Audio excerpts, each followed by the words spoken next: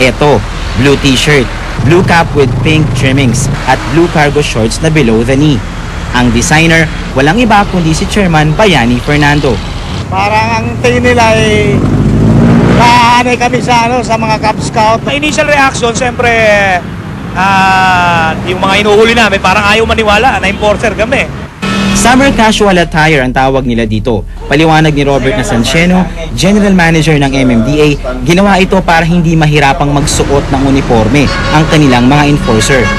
Bukod dito, mas okay rin daw ang latest creation ni DF. Kahit pa mabasa ng ulan ang kanilang mga bata, ibig sabihin, hindi sila magmumukhang nanggigitata. Yung shorts na yon, even mabasa yon, mabasa yung kanilang sapatos, is more appropriate for these conditions.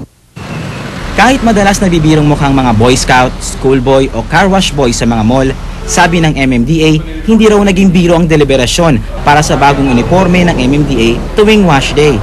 Ang added boost doon, some people seeing the new uniform that we wear on Friday, parang ang dating na ng mga tao mukhang malinis, mukhang mas approachable. Pero ang mismong mga MMDA at ordinaryong one, hati ang verdict sa mga MMDA boys in shorts. Kasi mahirap, maaraw, maulan, okay yan. Yun nga kasi naka-shirt eh.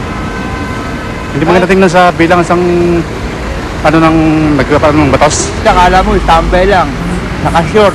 Meron mang, kaya parang walang kagalang-galang eh. Greg Eugenio, The Evening News.